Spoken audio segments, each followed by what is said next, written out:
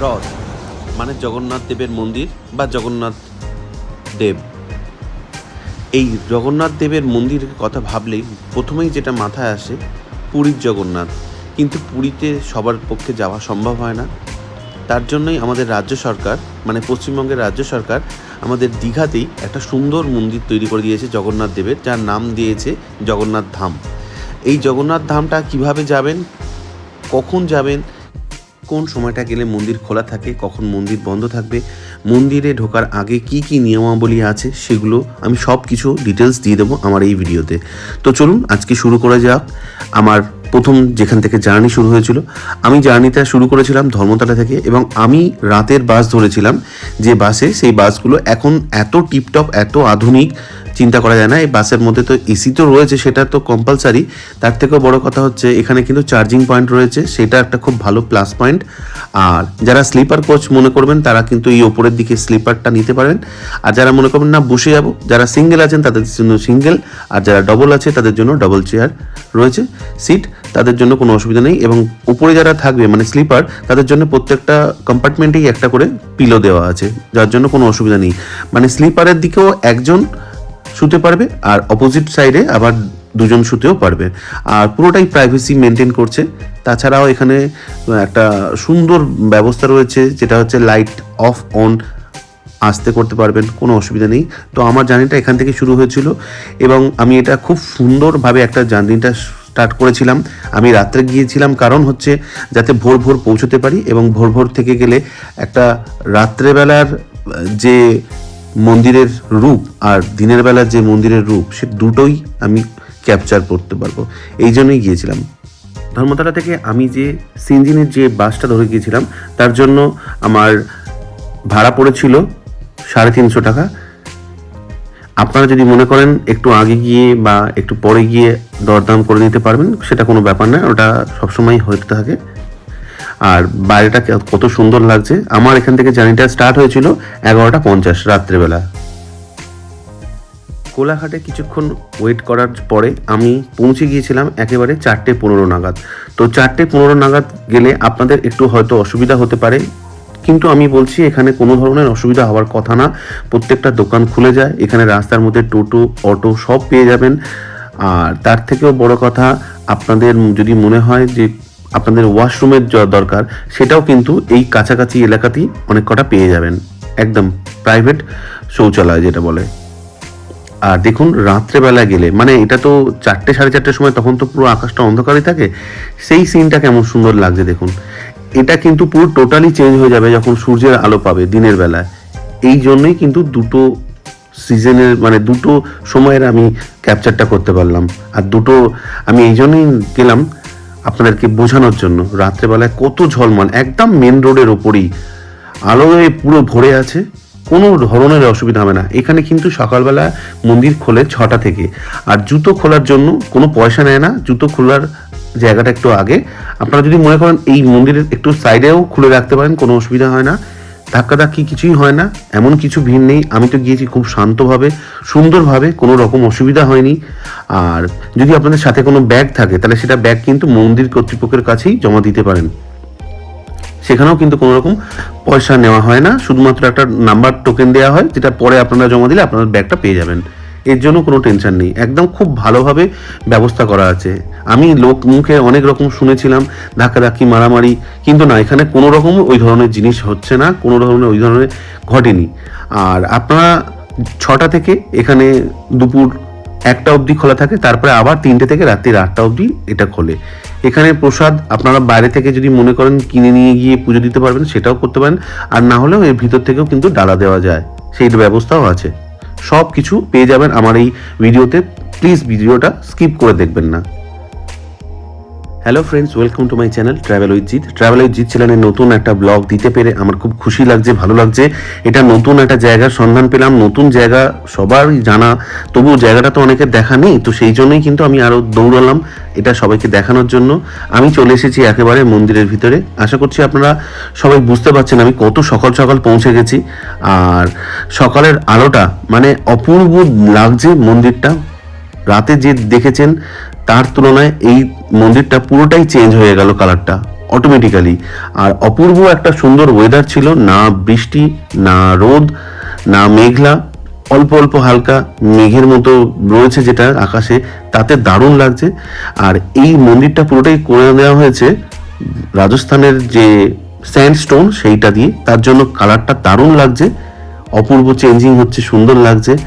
আর আমার মনে হয় সব থেকে বেস্ট সিজন হচ্ছে শীতকাল বা এই ধরনের টাইমটা। গরমকালে কিন্তু এই পাথরগুলো খুব গরম হয়ে যাবে, তো তখন হয়তো আপনারা পা দিয়ে এখানে হেঁটে যাওয়াটা খুবই কষ্টকর হবে।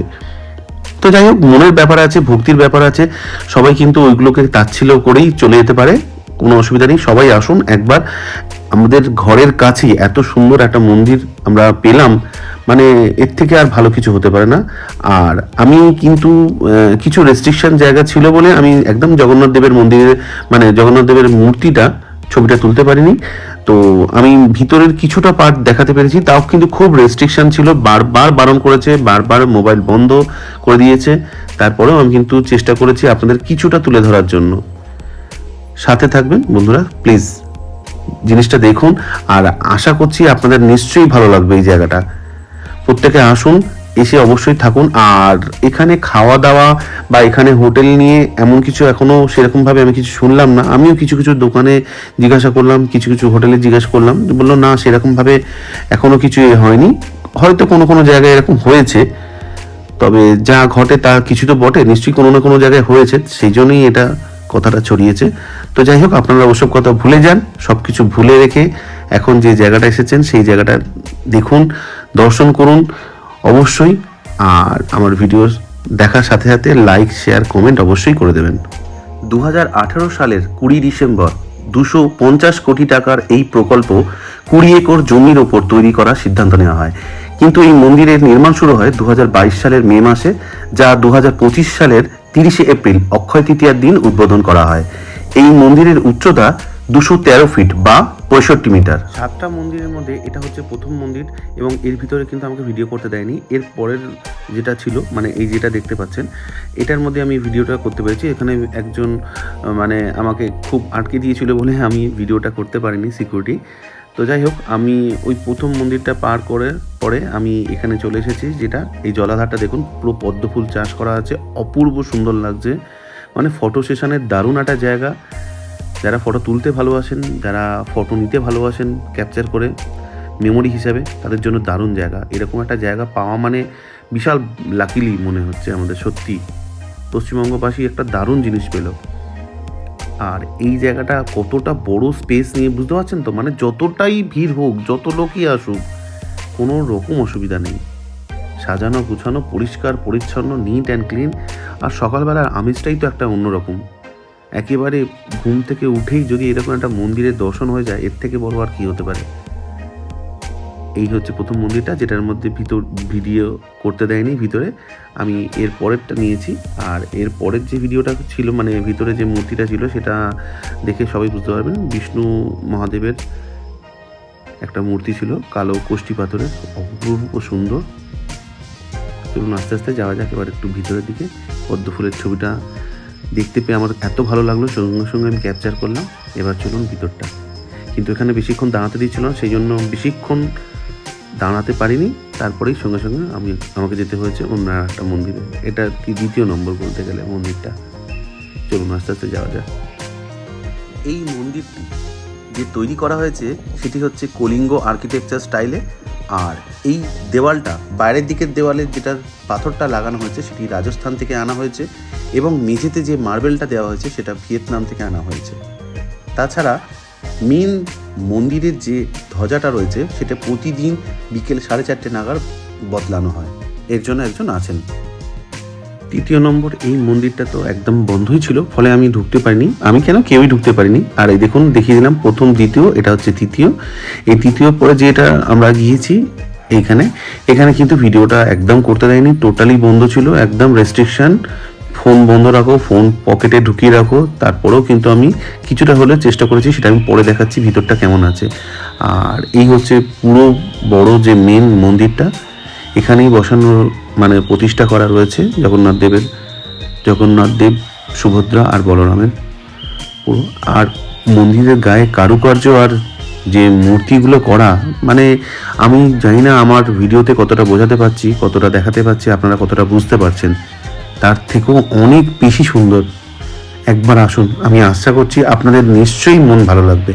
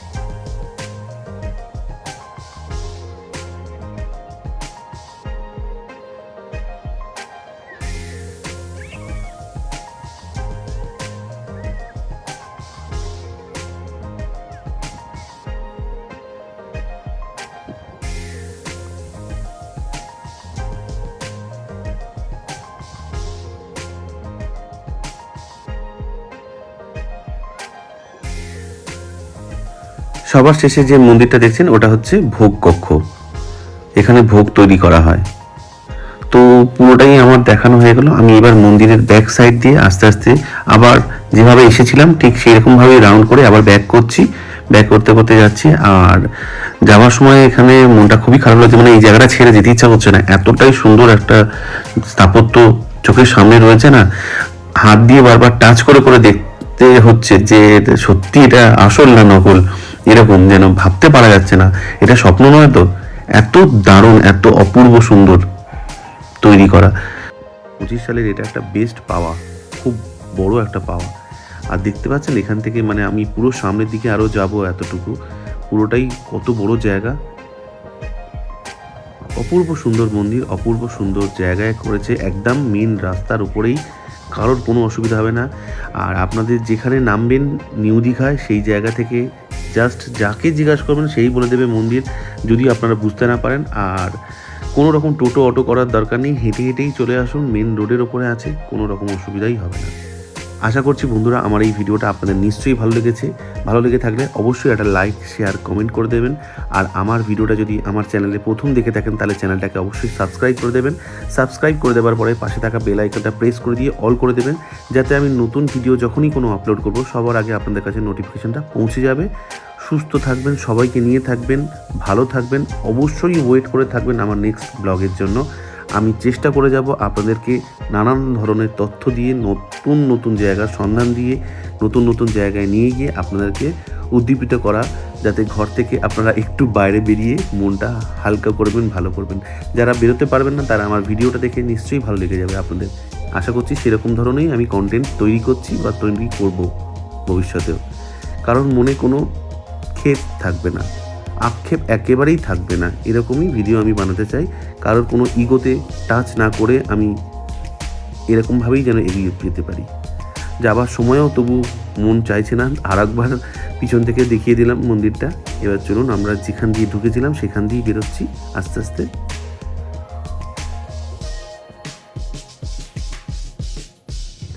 এই সেই তিনটে চূড়া যেখান দিয়ে আমরা ঢুকেছিলাম, মানে ওটাই হচ্ছে এন্ট্রি, 2 নম্বর গেট। 2 নম্বর গেট দিয়ে ঢোকে সবাই, আর বেরোনোর সময় 3 নম্বর গেট। আর এইখান থেকে বুঝতে পারছেন তো যে মেন রোড থেকে, তার মানে মন্দিরটা কতটা ভিতরে, কতটা বড় জায়গা নিয়ে তৈরি করা। আর কিছু বলতে হবে না, এবার আপনারা নিশ্চয়ই বুঝতে পেরেছেন। এই জায়গাটা দেখানোর একটা কারণ আছে বন্ধুরা, এই জায়গাটা যে দেখাচ্ছি এই জায়গাতে হোম বা যজ্ঞ হয়, সেই জন্যই এটা দেখালাম।